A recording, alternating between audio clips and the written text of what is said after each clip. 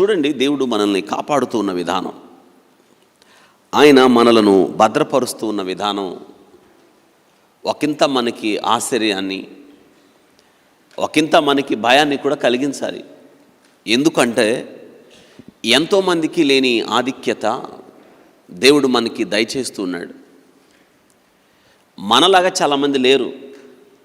మనలాగా ఆరోగ్యంగా, మనలాగా ఓపికగా, మనలాగా సంతోషంగా దేవుని సన్నిధికి పరిగెత్తి ఆయన సన్నిధిలో ఈ దినాన దేవుడు నాతో ఏం మాట్లాడతాడు నేను నేర్చుకుందాం అని చాలామందికి అసలు తెలియదు. ఘనమైన దేవుడు మనల్ని ప్రేమించాడు. మనల్ని ఈరోజు మనం ఆయన మంచితనాన్ని, ఆయన గొప్పతనాన్ని మనం తెలుసుకున్నప్పుడు మనకు ఒక్కొక్క విషయం తేటతెల్లం అవుతూ ఉంటుంది. మీకు ఆలోచన కలిగిందా? మనం ఎప్పుడో గతించి ఉండాల్సిన వారం, మనం అంటే చనిపోయి ఉండాల్సింది. మనం ప్రపంచం భయంతో కొట్టుకుని పోతూ ఉన్నప్పుడు, అనేక తెగుళ్లతో, ఏ తెగులు మనలను సమీపించలేదు. చూడండి, ఆయన మనలను కాపాడడానికి కొనకలేదు, నిద్రపోలేదు. ఎందుకు మనల్ని కాపాడినాడు దేవుడు? మనల్ని ఎందుకు భద్రపరుస్తూ ఉన్నాడు? ఒక మాట నేను జ్ఞాపకం చేస్తాను. ఆసాపు ఏం చెప్తాడంటే, ప్రతిసారి కలవరపడకే నా మనసా అని చెప్తాడు. ఎన్ని కలవరాలు మన జీవితాల్లో! తొందరపడకే నా మనసుకి, ప్రాణానికి ఊరికే తొందరపడే అలవాటు. 77వ కీర్తనలో కలవరపడిన ఆయన మనస్సుకు, లేదా కారణాలు ఏమైనా కానీ గాయపడిన ఆయన మనస్సు, విరిగిన మనస్సు లేదా విరిగిన హృదయం, కలవరం కల్లోలం నిండిన ఆయన యొక్క హృదయం, ఆయన ఏం చెప్తున్నాడంటే తనను తాను నిమ్మళపరుచుకుంటూ ఉన్నాడు, లేదా ఓదార్చుకుంటూ ఉన్నాడు, సేదతీరుస్తూ ఉన్నాడు. కలవరపడద్దు అని చెప్తున్నాడు.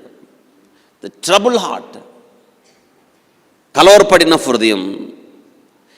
ఆయన ఏమంటాడంటే, ఓ మనసా లేదా ఓ హృదయమా, కలవరపడ్డావు, troubled heart, you should remember the great works of God. నువ్వు కలవరపడ్డావు, అయితే నీవు ఈ సమయం మందు నీ అంతట నువ్వు తెలుసుకోవాల్సింది ఏంటంటే, అగమ్య గోచరమైన దేవుని కార్యాలు నువ్వు తెలుసుకున్నప్పుడు, వీటన్నిటిని కలగజేసిన దేవుడు, ఇదంతా నియంత్రిస్తున్న దేవుడు, ఈ కార్యకలాపాలు కొనసాగిస్తున్న దేవుడు, నీ సమస్యను కూడా పట్టించుకుంటాడు. అయితే ఆయన కొరకు ఓపికగా ఎదురుచూడు అని చెప్తాడు.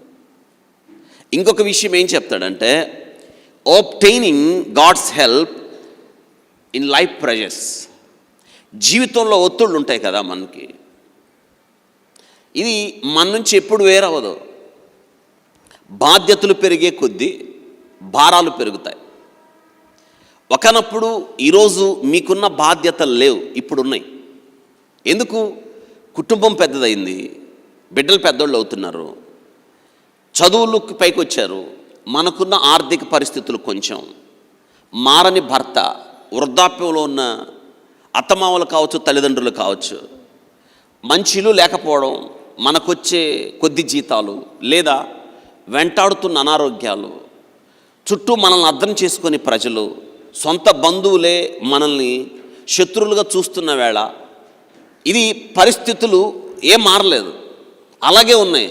కానీ ఇవి జీవితం మనకిస్తున్న ఒత్తిడిలో మనం ఏం తెలుసుకోవాలంటే,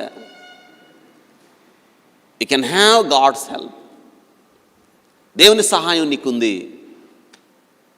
ఈ సత్యాలు మీరు తెలుసుకోగలగాలి. When you are trouble or distress, you should have confidence in God in your crisis time. జీవితంలో కలవరాలు ఏమైనప్పుడు మనం ఏం చేయాలి? ఆయనలో నమ్మిక ఉంచాలి అని ఈ దినాన ఈ కీర్తన ఏం చెప్తున్నాడంటే, సో గో ఆన్.